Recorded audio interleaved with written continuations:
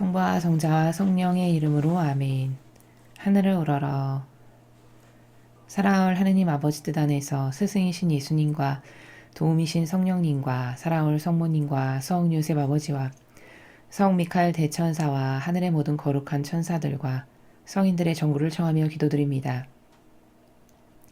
예수님과 어머니의 두 분의 하나 되신 성심에 오늘도 저희 사명과 저희 제자들과 십자가 사도직과 또 아버지께서 인류에서 구원하기를 원하시는 사랑하시는 자녀들의 그 모든 영혼들, 그리고 특별히 미국에 살아가는 모든 국민, 트럼프 대통령과 트럼프 대통령을 돕고 협력하는 선의 모든 세력들, 대한민국에서 아버지께서 살리기를 원하시는 아버지께서 구원하기를 바라시는 아버지께 속한 자녀들과 북한의 가련하고 불쌍한 동포들에 이르기까지 이들 모두의 영혼을 특별히 두 분의 예수님과 어머니 성심을 통해 아버지의 대전 가장 가까운 곳에 봉헌드립니다.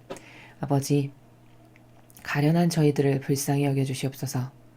진리가 저희의 모든 가치 기준과 무엇을 선택하는 데 있어서 유일무이한 절대값과 따라야 될 질서와 그리고 변함없는 참된 그 바른 모든 것이 오로지 진리에만 있다라는 것을 저희가 잊지 않고 항구히 그 진리만을 따라 살고 믿고 바라고 희망하고 갈망하는 영혼들이 될 수 있도록 봉헌드린 이 모든 영혼들을 이 정신으로 모두 새롭게 다시 창조시켜 주시옵기를 아버지께 간곡한 갈망으로 초원드립니다. 또한 어머니, 미국의 치열한 선과 악의 저 마지막 전쟁에서 아버지께서 말씀하신 대로 트럼프 대통령이 아버지께서 사랑하시는 아들이니 반드시 그가 그 선의 세력이 그를 돕고 하나 되고 협력하는 모든 이가 완벽하게 승리할 수 있도록 어머니 모든 악을 마귀를 물리쳐 이겨주시옵소서. 간절한 갈망으로 청원드립니다. 이 모든 기도 우리 주 그리스도를 통하여 비나이다. 아멘. 성부와 성자와 성령의 이름으로 아멘. 안녕하십니까. 하나님의 뜻 선교의 윤피아 수녀입니다. 오늘도 하나님 아버지께서 성경을 통해서 예수님과 성모님의 모범과 가르침과 정신 그리고 그 두 분의 카리스마에 대해서 우리에게 초대하고 계십니다. 우리 모두 그 진리의 나라를 함께 학습하고 발견하고 깨달아 볼 수 있는 이 시간을 주신 하느님께 감사드리면서 오늘도 아버지께서 펼쳐 보이시는 진리의 나라 여러분과 함께 학습해 보도록 하겠습니다. 2020년 11월 7일 연중제 31주간 토요일입니다.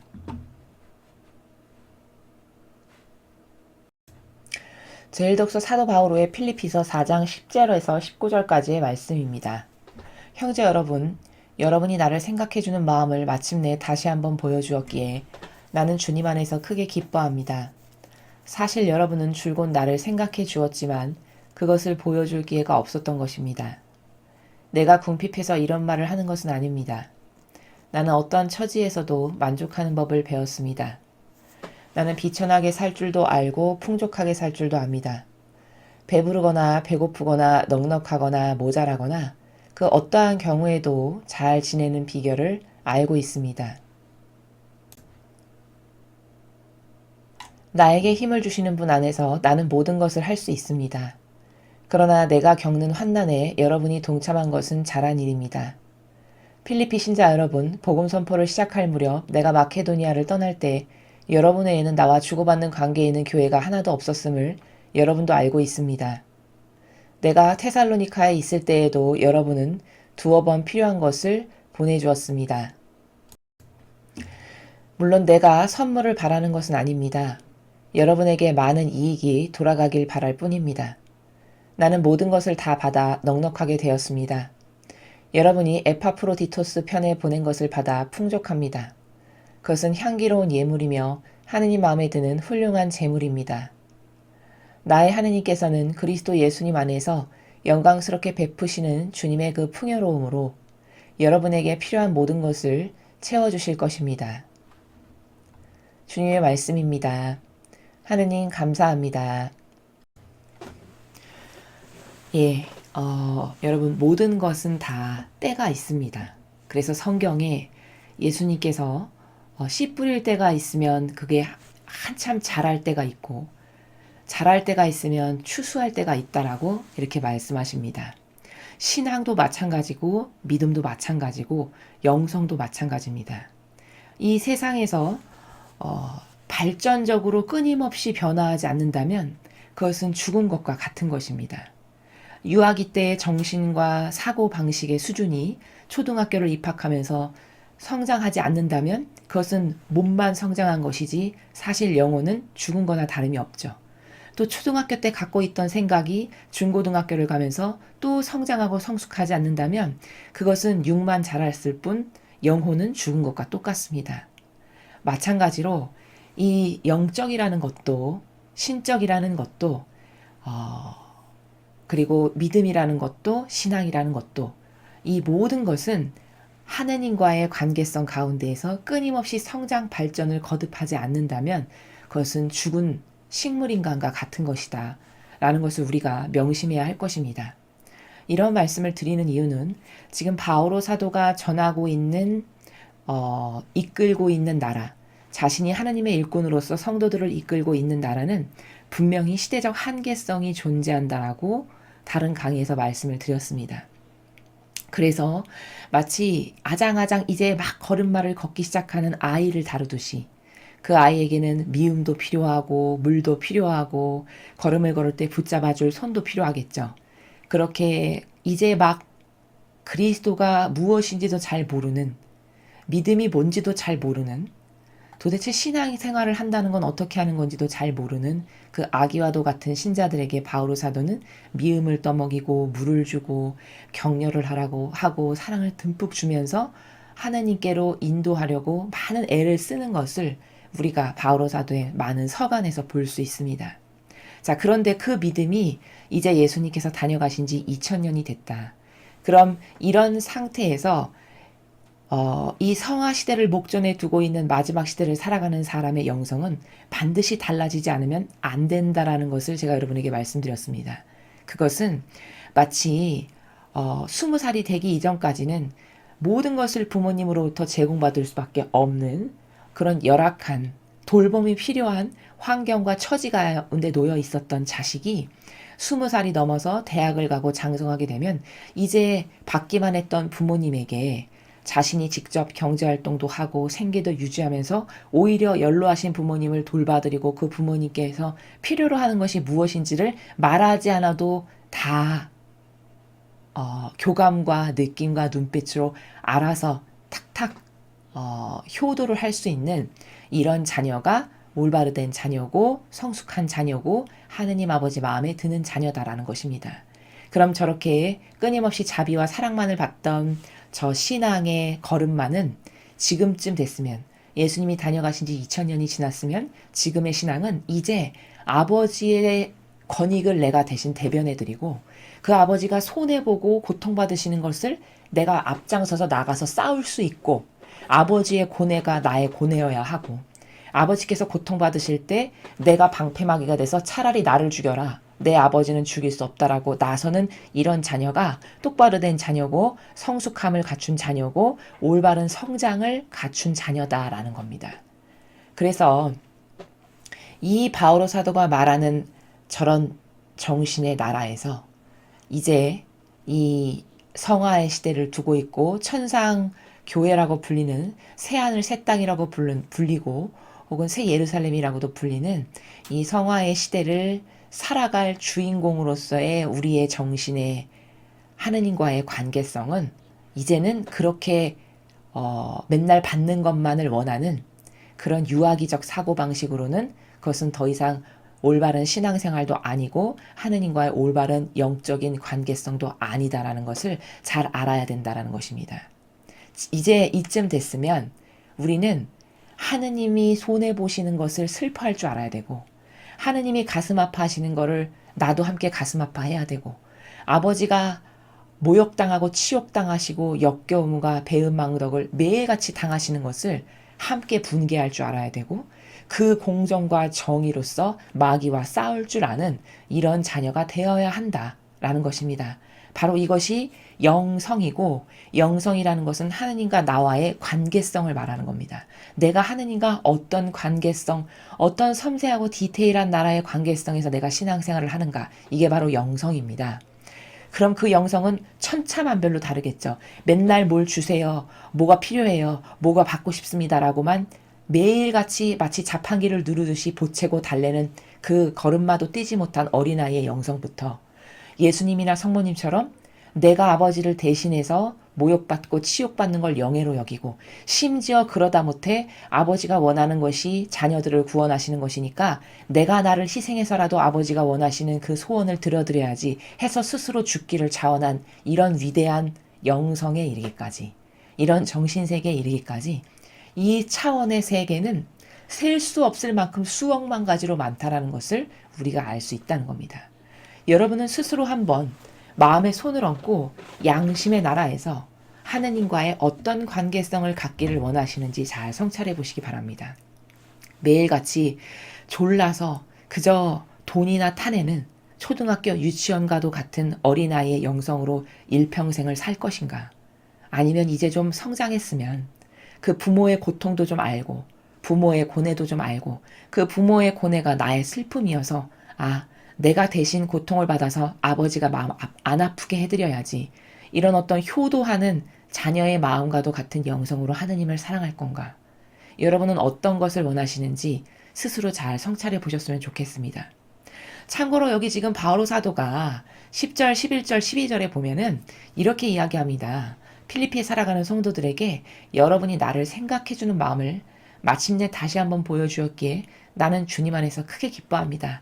사실 여러분은 줄곧 나를 생각해 주었지만 그것을 보여줄 기회가 없었던 것입니다. 자, 여러분 10절을 보면 굉장히 바오로 사도는 성도들을 잘 이끌어야 되겠다라는 옳은 의지가 있었지만 자신을 배제시키지 못한 저런 누룩을 우리가 볼 수 있습니다. 10절에서 말하는 나라가 뭘까요? 나에게 여러분이 이렇게 잘해주고 나를 생각해줘서 참 기쁩니다. 고맙습니다. 이런 나라고 하는 자아를 배제시키지 못함을 10절에서 볼 수 있죠. 하느님의 일꾼인데 저렇게 자신을 배제시키지 못하는 누룩을 계속 지니고 있다. 그럼 그것이 계속 커질까요? 아니면 그 속성이 점점 없어질까요? 그것을 스스로 깨달아서 이게 나의 영성에 나와 하느님과의 관계성에서 독이 된다는 걸 절대 깨닫지 못하면 그것은 시간이 지나면 지날수록, 나이가 먹으면 먹을수록 점점 더 커집니다. 그래서 어떻게 되느냐? 로마 가톨릭이 처음부터 썩거나 부패하진 않았겠죠. 처음 시작할 때는 다 열심히 뜨거운 열정과 갈망으로 하느님을 사랑하고 잘해드려야지 하는 옳은 의지의 사람들이 분명히 있었을 거라는 겁니다. 그런데 2000년이 지나니까 왜 오늘날과 같이 거기 하느님의 뜻을 행하는 사람은 하나도 찾아볼 수가 없을 만큼 이렇게 타락하고 변질됐느냐? 그것은 10절과 같은 나라의 구멍을 하느님의 일을 하는 자원한 일꾼이라고 하는 사람들이 그 구멍을 열어놨기 때문입니다. 이 인간적이라고 하는 것이 얼마나 자신의 영혼을 죽이는 무서운 독이냐면, 저렇게 바오로 사도가 지금 나를 생각해줘도 고맙습니다. 나는 주님 안에서 크게 기뻐합니다. 계속 나라는 세계가 들어가요. 나라는 정신이 자신을 배제하지 못한 거죠. 내가 궁핍해서 이런 말을 하는 건 아니고 난 어떤 처지에서도 만족할 줄 아는 법을 배웠지만, 그치만 여러분이 나에게 이렇게 잘해주는 것은 참 기쁜 일이고 고마운 일이다. 이런 어떤 자아가 계속 들어간다. 그럼 저것이 누룩으로 점점 더 커져서 결국에 마침내는, 처음에는 그러려고 한 의도가 전혀 없이 순수한 마음으로 그리스도 교회에 일꾼으로 들어왔겠으나 그 누룩을 막지 못하면 점점 누룩이 커지고 구멍이 점점 커져서 결국에는 댐의 구멍이 처음엔 1cm였을지 모르겠으나 그 구멍을 막지 못하면 점점 커져 마침내는 그 작은 구멍을 통해서 댐이 와르르 무너질 수밖에 없듯이, 그런 것과 똑같은 거라는 겁니다. 이래서 인간적인 것은 구멍을 열어두면, 저렇게 인간적인 것을 허용하는 정신의 나라에서 하느님의 일을 하게 되면, 하느님의 일꾼으로 계속 살면 거기에는 악이 더 시간이 지나면 지날수록 크게 역사할 수밖에 없어서 마침내는 댐이 와르르 무너질 수밖에 없다. 이것의 경각심을 갖지 못한다면 아무리 예수님이 오셔서 그리스도 교회를 세우셨어도 2000년 지나니까 지금과 같이 이렇게 허무하게 거기 예수님의 모범이나 가르침이나 정신이나 카리스마는 찾아볼래야 찾아볼 수 없는 교회로 이렇게 변질되고야 만다라는 것을 무서운 경각심을 가지고 살아가지 않으면 저렇게 저 작은 누룩이 점점 커져서 이제 그 안에서 인간적인 것을 말해도 하나도 이상하지 않은 얼마나 인간적인 것을 판쳐도 이상하지 않을 정도냐면 동성애를 합법화하는 말을 해도 그 교황이 하는 그 말에 저건 잘못됐다라고 반기를 드는 사람이 단 한 명도 없는 교회.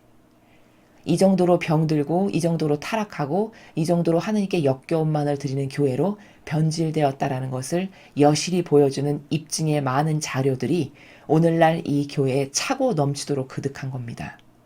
그래서 저렇게 바오로 사도는 자기를 배제하지 못했지만 예수님의 그 이 지상생활에서 아버지의 일을 하실 때의 그 많은 순간들을 보십시오.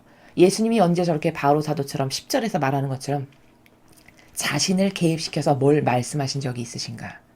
얼마나 자신의 인간적인 인성이 끼어들까봐 항상 그것을 경계하시고 사셨냐면 지나가던 사람이 선하신 스승님 이렇게 부르니까 예수님은 그때 뭐라고 하셨죠? 너 왜 날 선하다 하느냐? 선하신 분은 아버지 한 분뿐이시다. 이 정도로 엄격하셨어요. 자신의 인성에 대해서. 누가 자신에게 선하신 스승님 한마디밖에 안 했는데 그 칭찬이 이 인성이라는 것을 지니신 예수님에게 자신에게 어울리지 않는다라고 생각하신 겁니다. 죄악의 어쨌든 인간의 모습으로 오셨으니까 죄악의 인성을 취하신 거잖아요. 본성은 완벽 자체이시지만 신적인 걸로 가득하시지만 육을 입으셨다라고 하는 그 단점을 퍼펙트하게 인식하시고 그것 때문에 나는 절대 선하지 않다. 그리고 신적인 질서 가운데서도 아버지만이 완벽하시지 인성을 입고 이 지상에 온 나는 절대 완벽하지 않다라고 이렇게 명확한 경계와 질서값을 알고 스스로 세우고 경계하신 이런 정신으로 아버지의 일을 수행하고 사셨다는 거죠. 그런 바오로 사도가 저렇게 자신을 과감히 아주 거리낌 없이 드러내는 나라하고는 너무 다른 나라죠. 이렇게 다르지만 사람은 예수님의 모범과 다른 저 부족함을 볼 수 있는 눈도 없고 저 부족함이 마치 댐의 구멍이 점점 커지듯이 저것을 메꿀 수 있는 은총과 지혜가 없으면 그런 저것이 왜 잘못인지를 볼 수 있는 영안을 아버지께서 은총으로 열어주시지 않으면 저 인간적인 구멍은 죽는 날까지 메꿀 수가 없다는 겁니다. 그런 그 구멍이라는 것은 마치 댐의 구멍과도 같아서 그 물이 거기 차 있는 한 점점 커지지 그게 점점 작아질 일은 절대 없다는 거죠. 이래서 인간적인 것은 영혼을 죽이는 무서운 독이다 라는 것을 깨달아야 하고 그리고 성도분들은 영성이라는 것이 뭐든지 과학기술이 발전하는 것과 같이 다 발전적이어야 하는데 그렇다면 2000년 전에 저런 영성으로 신자들이 하느님과의 관계성을 가졌다면 지금도 저렇게 자비만을 강조하는 관계성으로 가지면 그것은 식물인간과 같은 거고 영혼의 입장에서 봤을 땐 죽은 것과 같은 거다. 이 시대는 이 마지막 시대는 모든 것은 때가 있다고 말씀드렸죠. 정의와 공정이 칼날처럼 예리하게 빛나야 되는 시대입니다. 구약을 보면 항상 마지막 시대는 이렇게 악과의 치열한 전투가 있었고 그 악과의 치열한 전투에서 빛이 되는 영혼은 오로지 다니엘과 같은 정신, 욥과 같은 정신 이런 정신만이 살아남았고 빛이 됐습니다. 왜일까요? 마귀와의 싸움과 전쟁에서 이길 수 있는 정신은 그렇게 강인한 정신, 그런 절대성과 유일성으로 무잔된 정신만 이 마지막 마귀가 판치는 시대에 살아남을 수 있기 때문이라는 것이죠. 여러분은 자신이 하느님과의 관계성을 어떤 관계성을 갖기를 원하시는지 잘 살펴보시기 바랍니다. 매일같이 칭얼대고 보채고 달라고만 하는 그 유아기적인 패턴과 정신의 수준에서 벗어나지 못한 그 관계성으로 하느님과 일평생 살아갈 것인가? 아니면 이제 좀 성숙한 어른으로서 하느님께 많은 축복을 받은 자녀로서 아버지, 저에게 얼마나 많은 것을 주셨는데 제가 미처 깨닫지를 못해서 아버지께 감사를 제대로 드리지 못했습니다. 부족한 저를 용서해 주세요. 그리고 이제부터는 제가 아버지를 보호해 드릴게요. 제가 아버지께서 받으시는 모욕과 역겨움을 제가 방패가 되어 막아드리겠습니다. 제가 진리를 지키고 보호하고 수호하는 자녀가 될게요. 좀 이런 성숙한, 그래서 아버지께서 우리를 바라보셨을 때 흐뭇하게 웃으실 수 있는 그런 자녀들이 되고 싶지 않은가. 이것을 곰곰이 곰씹고 곰씹어서 되새겨보고 성찰하고 달라져야 할 일들이다 라는 것을 여러분에게 말씀드립니다. 이어서 오늘 주신 복음 말씀 함께 보시겠습니다. 루카복음 16장 9절에서 15절까지 말씀입니다. 주님 영광 받으소서. 그때 예수님께서 제자들에게 말씀하셨다. 불의한 제물로 친구들을 만들어라. 그래서 제물이 없어질 때 그들이 너희를 영원한 거처로 맞아들이게 하여라. 아주 작은 일에 성실한 사람은 큰 일에도 성실하고 아주 작은 일에 불의한 사람은 큰 일에도 불의하다. 그러니 너희가 불의한 재물을 다루는데 성실하지 못하면 누가 너희에게 참된 것을 맡기겠느냐? 또 너희가 남의 것을 다루는데 성실하지 못하면 누가 너희에게 너희의 몫을 내주겠느냐? 어떠한 종도 두 주인을 섬길 수 없다. 한쪽은 미워하고 다른 쪽은 사랑하며 한쪽은 떠받들고 다른 쪽은 업신여기게 된다. 너희는 하느님과 재물을 함께 섬길 수 없다. 돈을 좋아하는 바리사이들이 이 모든 말씀을 듣고 예수님을 비웃었다. 그러자 예수님께서 그들에게 이르셨다. 너희는 사람들 앞에서 스스로 의롭다고 하는 자들이다. 그러나 하느님께서는 너희 마음을 아신다. 사실 사람들에게 높이 평가되는 것이 하느님 앞에서는 혐오스러운 것이다. 주님의 말씀입니다.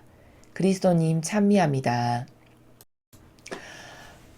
오늘 예수님께서 제자들에게 하시는 이 말씀의 핵심 요지는 뭐냐?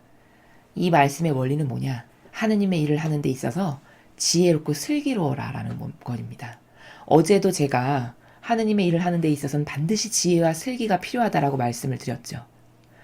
오늘도 아버지 뜻을 행하는데 너희가 어떻게 지혜롭고 슬기롭게 할 것인가에 대한 관점에서 말씀하시는 것이죠.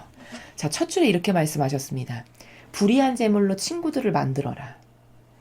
그래서 재물이 없어질 때 그리 너희를 영원한 거처로 맞아들이게 하여라. 자, 불의한 재물이 도대체 뭘까요? 불의하다. 의롭지 못하다는 거죠. 그럼 의롭지 못한 재물이라는 건 뭘까? 의로운 것은 희생과 고통이 전제된 겁니다. 자, 그러면 답이 여기서 나오네요. 하느님을 위한 희생으로서 나의 재물이 쓰이지 않았다면 그건 다 불의한 재물이라는 겁니다. 즉 다시 말하면 하느님의 뜻을 행하는데 아버지의 영광을 드러내는 데 있어서 쓰이지 않은 세상의 모든 재물은 다 불의한 재물이라는 거죠. 그럼 그 불의한 재물을 너는 어떻게 효과적으로 활용할 거냐? 그 불의한 재물을 하느님을 위해서 쓰이지 않는 그 불의한 재물을 가지고 너는 너의 벗을 만들어라. 왜 벗을 만들라고 하실까요? 네가 그 재물이 다 없어졌어. 그런데 너가 하느님의 일을 하다 보면 다른 사람의 도움을 받아야 될 필요가 있잖니. 그럴 때 그들이 너를 도와줄 수 있게끔. 이건 마치 어제 비유하고도 굉장히 비슷하죠. 어젠가 그제 그 집사의 비유를 보면은 그 집사가 바로 불의한 재물로 자기 지금 친구를 만들고 있는 거죠. 그 불의한 재물을 가지고 막 깎아주고 탕감해주면서 자신의 앞일을 도모하는 거죠. 그래서 자신이 어렵고 힘들고 역경이 닥칠 때 그들이 자기를 도와줄 수 있는 자신의 벗이 될 수 있게끔 만드는 일을 지혜와 슬기로서 하고 있는 것을 어제 예수님께서 말씀하셨죠. 마찬가지로 같은 나라예요. 그렇게 하느님을 위해서 쓰이지 않는 재물이라면 그 재물을 너는 어떻게 활용하냐면 그 재물을 가지고 차라리 너의 벗을 만들어라. 그래서 너가 하느님의 일을 할 때 너를 도울 수 있는 그 벗을 만드는데 그 재물을 써라.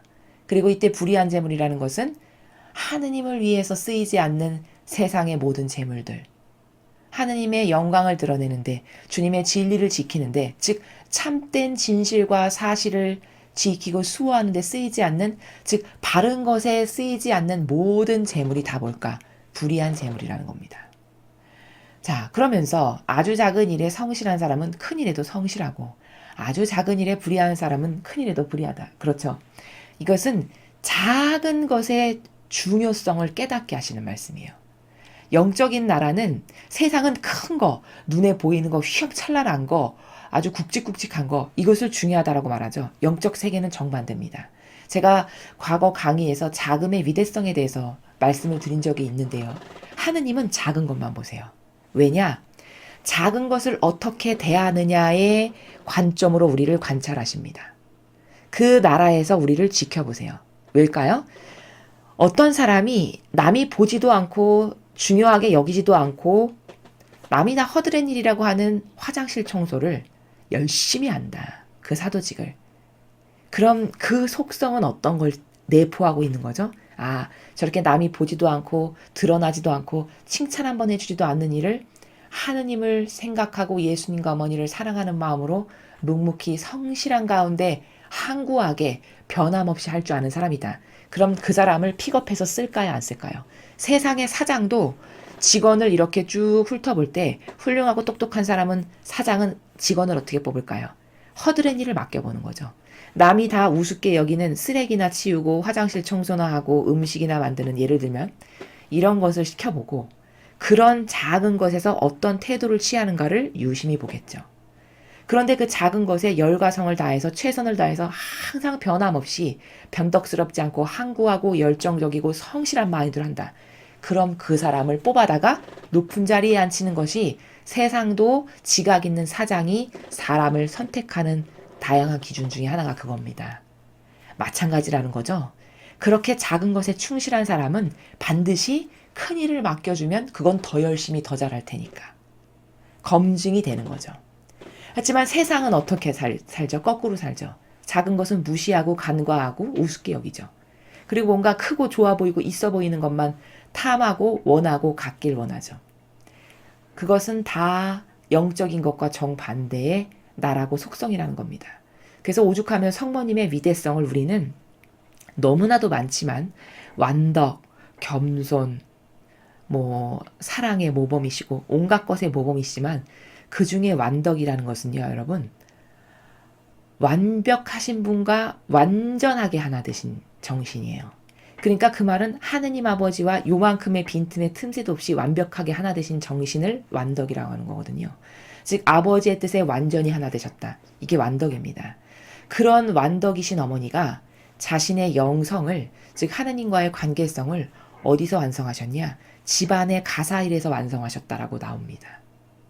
그 집안의 가사일, 얼마나 볼품없고 얼마나 남이 인정하지도 않고 티도 안 나는 그런 일이잖아요. 보통 가사일이라는 게. 근데 그 가사일을 피아세 정신으로 수행하셨다는 거예요. 성모님이. 그럼 그 가사일을 피아세 정신으로 수행하셨다는 건 뭘까? 바로 저렇게 작은 일, 보이지도 않고 드러나지도 않고 티도 안 나는 이 작은 일을 하느님이 나에게 이 일을 맡겨주셨어. 내가 아버지께서 이것을 기뻐하실 수 있는 것으로 열심히 해서 아버지께 봉헌드려야지. 이런 정신으로 평소에 가사일을 하셨다는 거예요. 이게 피아세 정신입니다. 그래서 가사일을 하시다가 종소리가 딱 나면은 아버지가 지금 나를 부르시나? 하고 얼른 뛰어가셨다라고 하는 이런 피아세 나라. 이게 성모님의 진짜 완벽하신 위대성이시거든요. 인간에게는 이런 작은 것에 철저함을 기하는 그런 정신이 없죠. 이러니까 영적 발전이 없고 하느님께서 인정하실 수가 없는, 더 큰 것을 맡기실 수가 없는 거거든요. 그래서 이런 작은 것에 성실하다는 것은 영적으로에서는, 영적 나라에서는 작은 것을 유심히 아버지께서 지켜보신다는 거. 세상도 똑똑한 CEO는 누가 작은 것을 맡겼을 때 어떻게 하는가를 유심히 지켜보듯이 똑같다는 거죠. 그러니 너희가 불의한 재물을 다루는데 성실하지 못하면 누가 너에게 참된 걸 맡기겠냐.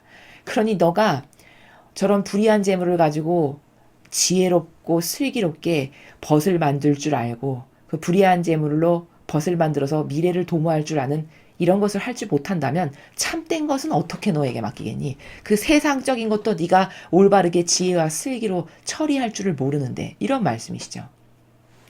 또 너희가 남의 것을 다루는데 성실하지 못하면 누가 너희에게 너희의 몫을 내주겠느냐? 당연한 겁니다. 그죠? 당연한 거죠. 어떤 사장이 작은 직책을 주면서 그것에 대해서 성실한지 아닌지를 유심히 보겠죠. 근데 그 작은 직책과 별것 아닌 그 소임에서 누가 한결같은 마음과 정신으로 늘 성실하고 신이 성실하다. 그럼 그 작은 것에서 신이 성실했다는 바로 그게 검증이 된 겁니다. 아, 저 사람은 검증됐어.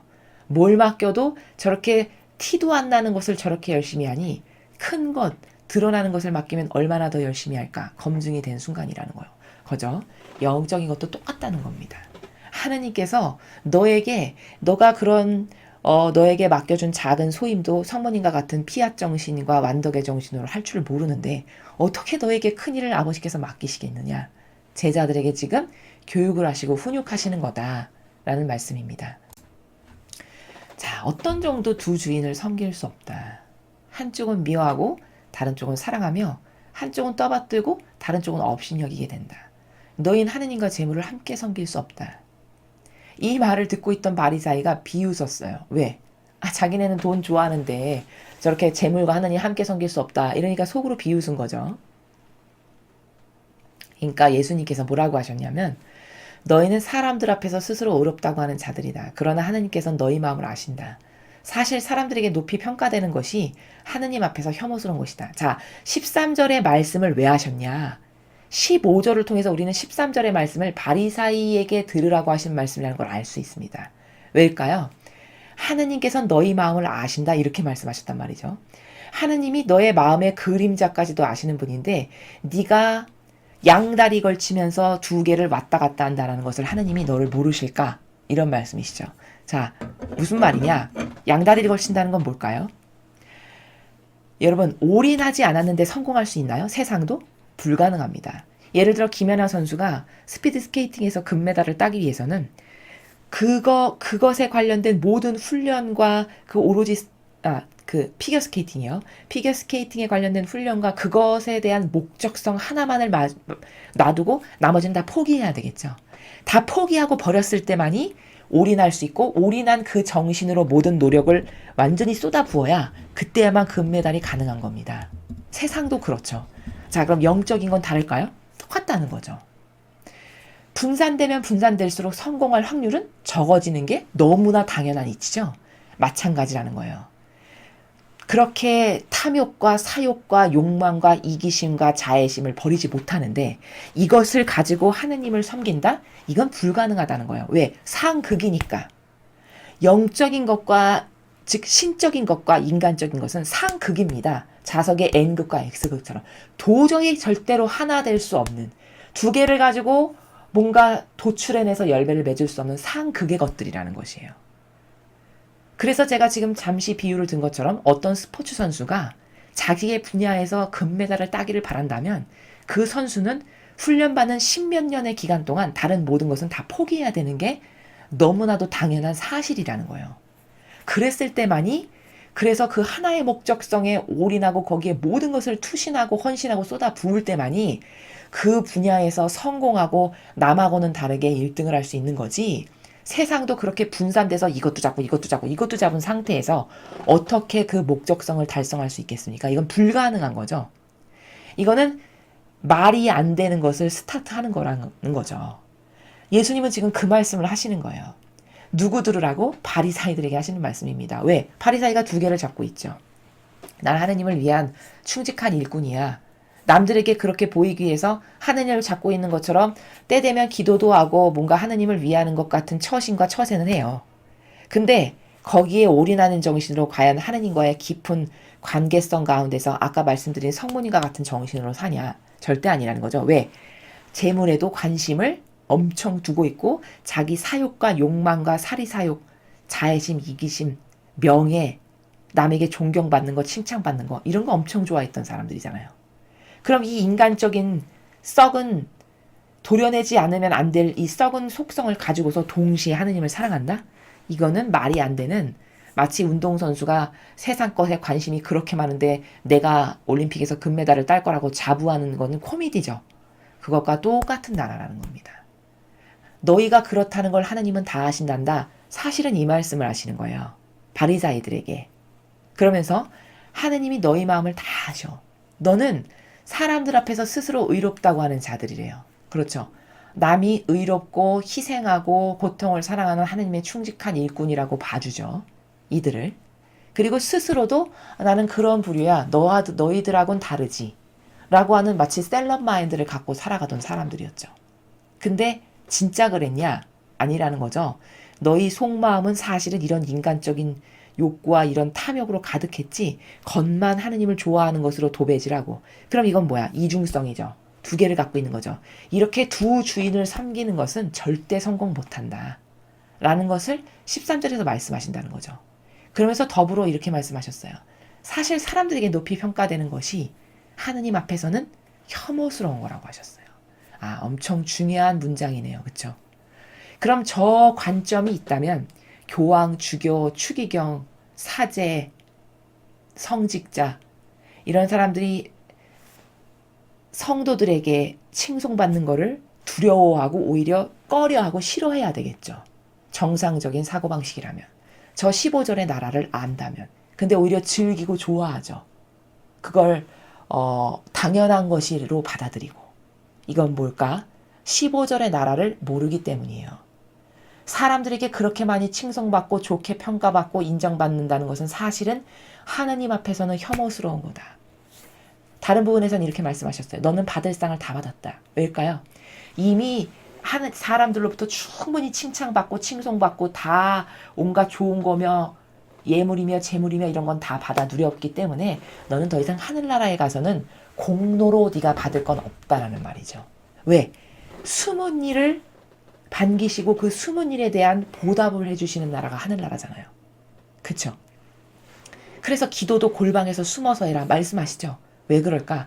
그렇게 숨은 의인의 열매들, 숨어서 아무도 모르고 하느님께만 보여드려야지 하는 이런 의인과 희생과 고통의 다양한 많은 열매들이 이 세상에서 그래서 아무도 모르고 고통과 핍박과 역경으로 살았던 것이 하느님은 다 아시잖아요.